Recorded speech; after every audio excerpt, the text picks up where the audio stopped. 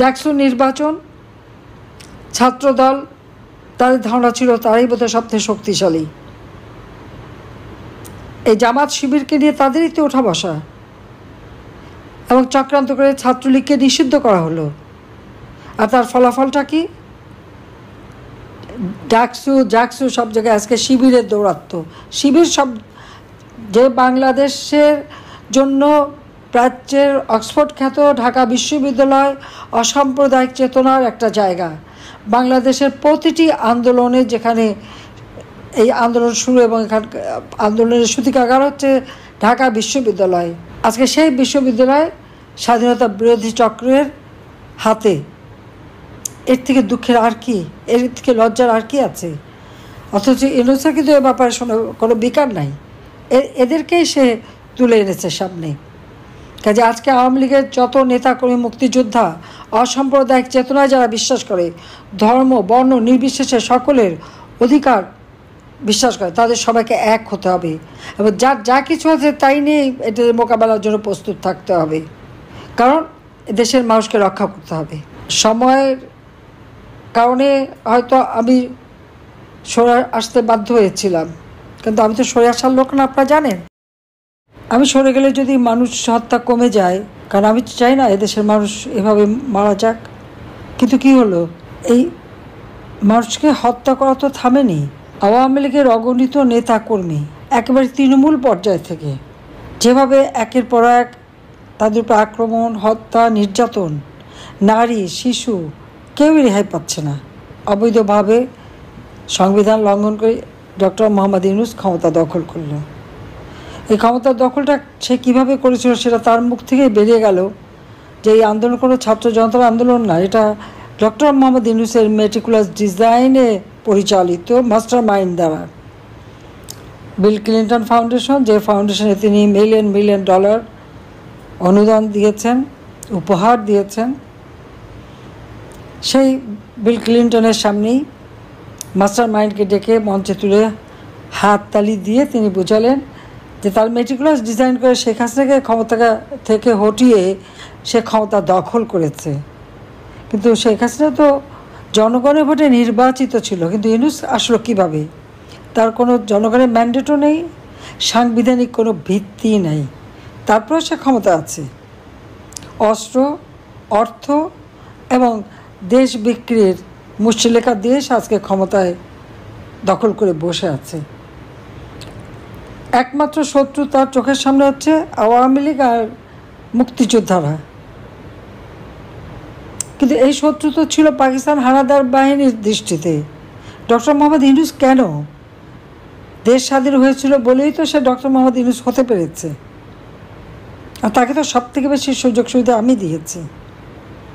কিন্তু আজকে ঘরে ঘরে হাহাকার, কোনো ঘরে কোনো মানুষের নিরাপদ না, রাস্তায়ও নিরাপদ না, বাইরেও নিরাপদ না, এমনকি কবরেও নিরাপদ না। কারণ কবরেও নিরাপদ না এই জন্য বলছি যে কবরের লাশও তো নিরাপদ না। রাজবাড়িতে নোরা পাগলার কবর থেকে তার লাশ তুলে সে লাশের উপরে লাঠি দিয়ে পেটানো এবং লাশে আগুন দিয়ে পুড়িয়ে দেওয়া, কোনো মুসলমান আর এক মুসলমানের লাশ এভাবে পোড়াতে পারে? এরা, এবং তারা কিন্তু সবাই একবার আল্লাহ বিল্লাহ করা মানুষ, তাদের ছবিও কিন্তু স্পষ্ট। কিন্তু কারা সঠিকভাবে পড়ার সেটা কোনো ঠিক নাই। ইউনূস সাহেবের এক উপপ্রেস সচিব তিনি তারা চোখে দেখলেন যে এই ঘটনা আওয়ামী লীগ ঘটিয়েছে, এটা নাকি তথ্য পেয়ে গেছে। কিন্তু তার স্বরাষ্ট্র উপদেষ্টা বলেছিল তদন্ত না করে কাউকে দোষী সাব্যস্ত করা যায় না। কিন্তু আওয়ামী লীগ নেতা কর্মীদের বিরুদ্ধে, আমি, রেহানা, আমাদের 5টা ছেলে মেয়ে, তাদের বিরুদ্ধে যখন মামলা দেওয়া হয়েছে, আওয়ামী লীগের অগণিত নেতাকর্মীর সাথে সাথে তাদের আত্মীয় পরিবার পরিজন, তাদের বিরুদ্ধে যখন মামলা দিয়ে আসামি করা হয়েছে, গ্রেপ্তার করে জেলখানায় নিয়ে হাত করা দিয়ে জেলখানায় নিয়ে যাওয়া, এমনকি প্রধান বিচারপতিকেও হাত করা দিয়ে গ্রেপ্তার করা, তদন্ত না করে এই তো তাদেরকে আসামি করা হলো। তাহলে এদের চরিত্রটা কি, সেটাই সবাইকে দেখতে হবে। অনেকে ভেবেছিল যে ইউনূস আসলে পরে দেশে একবারে শান্তি আসবে, অর্থের স্রোত বয়ে যাবে, বিদেশি বিনিয়োগের স্রোত হবে। কিন্তু ইউনূসের আসল চেহারাটা আজকে শুধু বাংলাদেশে না, সারা বিশ্ববাসীর কাছেই উন্মোচিত। সে যে একটা জঙ্গি সন্ত্রাসী, সে যে মানুষ হত্যাকারী এবং অবৈধভাবে ক্ষমতা দখলকারী, এটা কিন্তু আজ স্পষ্ট। আওয়ামী লীগের বোধহয় কোনো নেতা কর্মী আর তাদের আত্মীয়স্বজন কেউ বাদ নেই যাদের বিরুদ্ধে মামলা না দিয়েছে।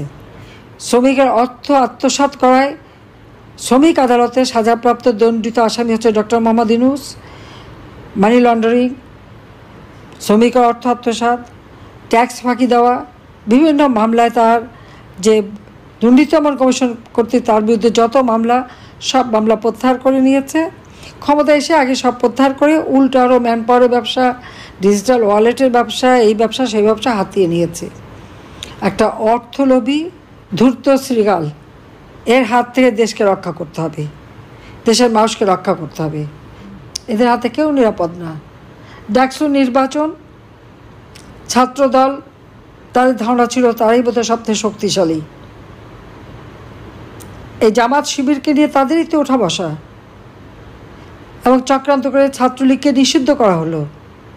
আর তার ফলাফলটা কি? জাকসু সব জায়গায় আজকে শিবিরের দৌরাত্ম্য।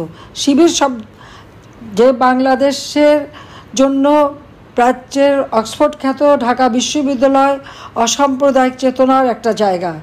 বাংলাদেশের প্রতিটি আন্দোলনে, যেখানে এই আন্দোলন শুরু এবং এখান আন্দোলনের সূতিকাগার হচ্ছে ঢাকা বিশ্ববিদ্যালয়, আজকে সেই বিশ্ববিদ্যালয় স্বাধীনতা বিরোধী চক্রের হাতে। এর থেকে দুঃখের আর কি, এর থেকে লজ্জার আর কি আছে? অথচ ইউনূসের কিন্তু এ ব্যাপারে কোনো বিকার নাই। এদেরকেই সে তুলে এনেছে সামনে। কাজে আজকে আওয়ামী লীগের যত নেতাকর্মী, মুক্তিযোদ্ধা, অসাম্প্রদায়িক চেতনায় যারা বিশ্বাস করে, ধর্ম বর্ণ নির্বিশেষে সকলের অধিকার বিশ্বাস করে, তাদের সবাইকে এক হতে হবে এবং যার যা কিছু আছে তাই নিয়ে এটার মোকাবেলার জন্য প্রস্তুত থাকতে হবে। কারণ দেশের মানুষকে রক্ষা করতে হবে। সময়ের কারণে হয়তো আমি সরে আসতে বাধ্য হয়েছিলাম, কিন্তু আমি তো সরে আসার লোক না, আপনারা জানেন। 2007 সালে যখন আমাকে বাধা দিয়েছে, আমি জোর করে এসেছি। কিন্তু আমি ভেবেছিলাম যে হয়তো আমি না থাকলে হয়তো লাশ কম পড়বে, কিন্তু তা তো হয়নি।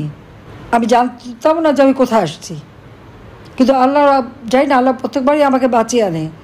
21শে আগস্টের গ্রেনেড হামলা, কোটরিপাড়া সেই 76 কেজি বোমা, চট্টগ্রামের সরাসরি গুলি, এটা এক জায়গায় না, বারবার। সাতক্ষীরা কলারোয়াতে গাড়িতে আক্রমণ, ঈশ্বরদীতে ট্রেনে আক্রমণ, গোলাগুলি, সুমন, এরকম বহুবার মুখোমুখি হয়েছি। কিন্তু আল্লাহ যেভাবে আমাকে বাঁচিয়ে রেখেছে নিশ্চয়ই আল্লাহর কোনো ইশারা আছে। এদের চেহারাগুলি মানুষের সামনে পরিষ্কার হোক এবং এরপরে আমাদের সেইভাবেই ব্যবস্থা নিতে হবে। কিন্তু যারা আবার দেশের মানুষের গায়ে হাত তুলেছে, মেয়েদের গায়ে হাত তুলেছে, হত্যাকাণ্ড করেছে, তাদের তো ছাড়া যাবে না। কাজে সবাই সেভাবে তৈরি হতে হবে এবং প্রতিরোধ গড়ে তুলতে হবে। এদের চেহারা আজকে সকলের কাছে উন্মোচিত। বাংলাদেশ স্বাধীন দেশ, এই স্বাধীনতার পতাকাকে সমুন্নত রেখেই এই দেশকে উন্নত সমৃদ্ধ করতে হবে। জাতির পিতার স্বপ্ন, জাতির পিতাকে হত্যা করেছে, 32 নম্বর স্মৃতিচিহ্ন মুছে ফেলেছে, সমস্ত জায়গা থেকে নাম মুছে ফেলেছে, কিন্তু এই নাম মুছে ফেললেই মুছে যায় না। বাংলাদেশ এমন একটা অদ্ভুত দেশ, বারবার বাংলাদেশে মুক্তিযুদ্ধের সেই বিজয়ের ইতিহাসকে মুছে ফেলার চেষ্টা। আমি জানি না পৃথিবীর কোনো দেশে এইরকম ঘটনা ঘটেনি, কিন্তু বাংলাদেশে সেই ধরনের ঘটনা ঘটেছে। এটাই হচ্ছে সবথেকে আমাদের জন্য দুঃখজনক, যে বাংলাদেশে সেরকম ঘটনাই ঘটে যাচ্ছে। এবং আমি জানি না এটা কেন, কিন্তু এবার চিরস্তরের জন্য, আর জন্য ভবিষ্যতে না হয়, সেই ব্যবস্থা আমাদের করতে হবে। বোধহয় আল্লাহ এই জন্যই বাঁচিয়ে রেখেছেন। কাজে সকলে সেইভাবে প্রস্তুত হন। ইনশাআল্লাহ জনতার জয় হবেই হবে। আমি আছি সবসময় আপনাদের পাশে, যেখানে যত দূরেই থাকি। আমার কি হারাবার তো কিছু নেই। বাবা মা ভাই সব হারিয়েছি, ঘর বাড়ি যা কিছু আমার না। আমার স্বামীর ঘর ছিল সুদর্শন, তাও ভেঙে ফেলেছে, আগুন দিয়ে পুড়িয়েছে। ছেলে মেয়েদেরও যা ছিল তাও পুড়িয়ে ফেলেছে। যা হারিয়েছি সেটা নিয়ে আমার কোনো দুঃখ নেই। কারণ কোনোদিন ক্ষমতায় থেকে ওই চিন্তা করিও নাই যে সম্পদ বানাতে হবে, কিছু বানাতে হবে না। দেশের মানুষকে দিয়েছি, মানুষের জন্য করেছি, সকল শ্রেণীর মানুষ।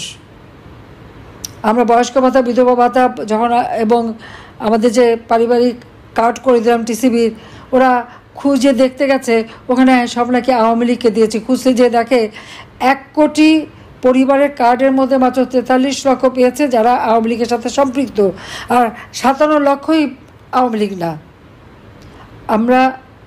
আমি যখন দেশ চালাই, আমি জাতির পিতার কন্যা, বাংলাদেশের প্রধানমন্ত্রী, বাংলাদেশের জনগণ দল মত নির্বিশেষে, ধর্ম বর্ণ নির্বিশেষে, লিঙ্গভেদে সকলের জন্য আমি কাজ করেছি, কাউকে বঞ্চিত করিনি। ভূমিহীন গৃহহীন মানুষকে যখন ঘর দিয়েছি, কে কোন দল করে সেটা দেখিনি, যে ভূমিহীন গৃহহীন তাকেই দিয়েছি, এই উদার হস্তে দান করেছি।